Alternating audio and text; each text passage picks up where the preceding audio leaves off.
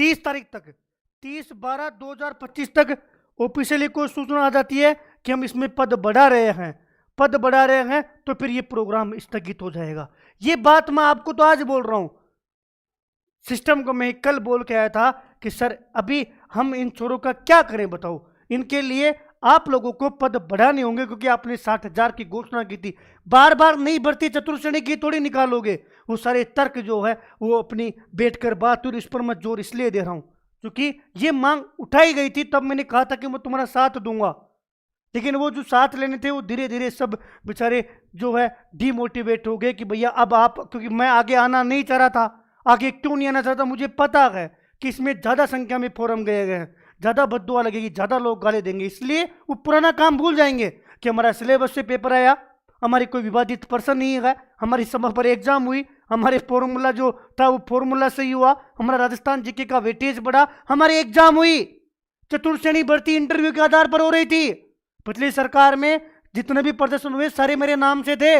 उस समय हर ज्ञापन में चतुर्थ श्रेणी कर्मचारी भर्ती का आयोजन हो, ये मैं भाई साहब हर ज्ञापन में मैं अलग से ऐड करवाता था। जब पुरानी सरकार में हमारी जहां जहां वार्ता होती तो कभी टाइप नहीं होता तो मैं पेन से लिख देता उस पर कि साहब चतुर्थ श्रेणी कर्मचारी की भर्ती भी जारी करो।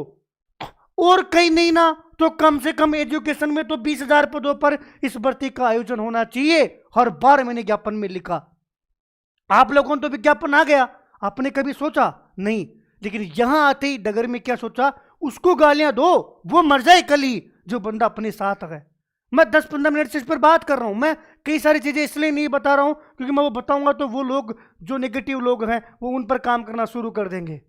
इस स्वयंसेवक के पीछे पूरी फौज पीछे पड़ी हुई है कि हनुमान किसान चतुर्थ श्रेणी के लिए स्वयंसेवक भर्ती को रोक कर बैठा हुआ है।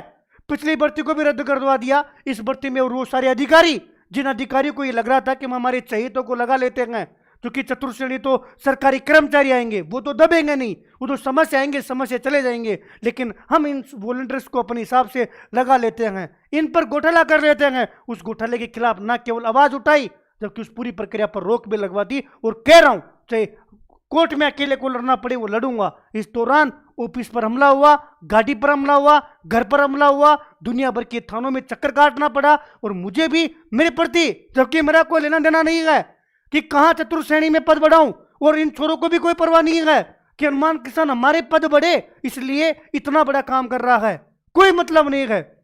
फैमिली में प्रॉब्लम हुई, सोशल मीडिया पे डाला, और अभी भी कई सारी दिक्कतों का, भाई हम भी तो इंसान है दोस्त, तो हमारे ऊपर भी तो व्यक्तिगत समस्याएं आ सकती है, हमें कोई संरक्षण थोड़ी प्रदान है। कितने सारे किताब केवल एक फर्जी का नाम भेजते हो, उस फर्जी को घर बैठाने का काम हमारे द्वारा किया जाता है।